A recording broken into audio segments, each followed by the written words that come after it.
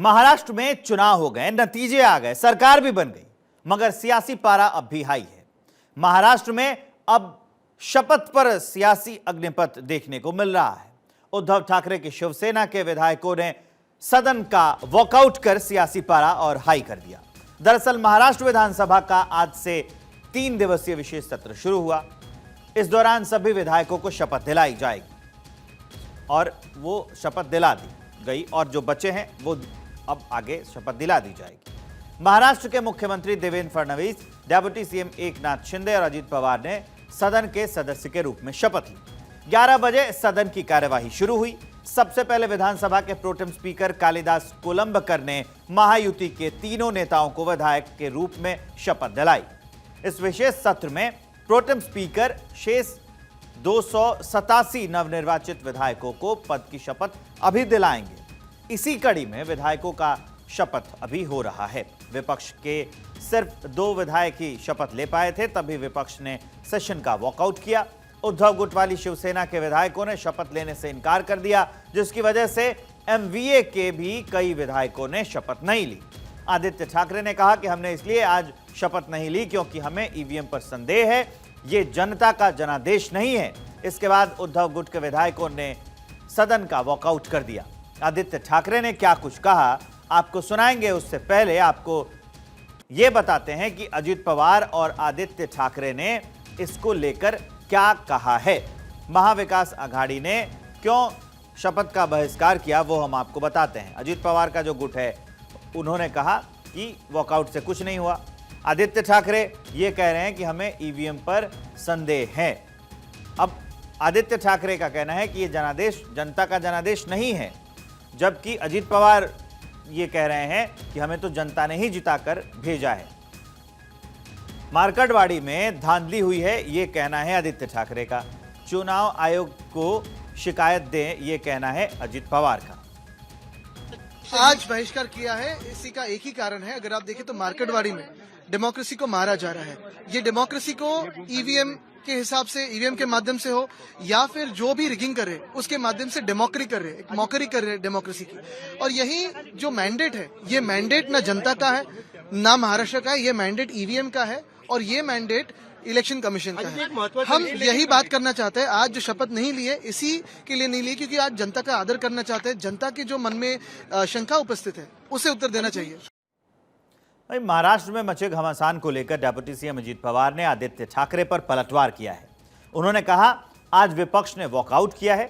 उनका कहना है कि ईवीएम को लेकर ये सारा बवाल मचा हुआ है। मैंने ऐसा पहली दफा देखा है, चुनाव हुआ है, यहां वॉकआउट करने से कुछ नहीं होने वाला है।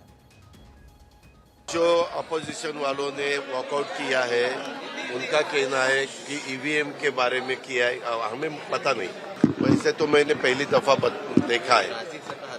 चुनाव हुआ है, लोगों ने, वोटर ने जीत के दिया है और अभी यहाँ वॉकआउट करके कुछ होने वाला नहीं है। अगर उनको कुछ करना है तो इलेक्शन कमीशन के सामने जाना चाहिए।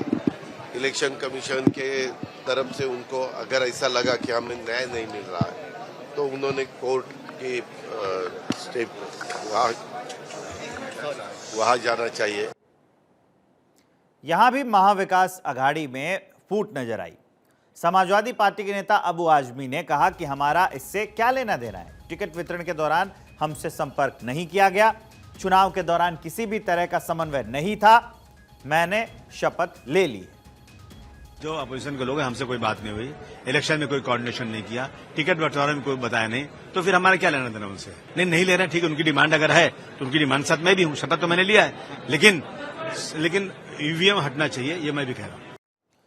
उधर महाराष्ट्र में महाविकास आघाड़ी ने ईवीएम को लेकर शपथ पर अग्निपथ का राग छेड़ा रखा, तो दूसरी तरफ सुप्रीमो अखिलेश यादव जो हैं समाजवादी पार्टी के, ईवीएम पर अपना संदेह उन्होंने भी जताया। उन्होंने संसद में राष्ट्रपति के अभिभाषण पर धन्यवाद प्रस्ताव के दौरान कहा था कि भले ही उनकी पार्टी लोकसभा में 37 सांसदों के साथ जीत कर आई है, लेकिन उन्हें ईवीएम पर भरोसा नहीं है।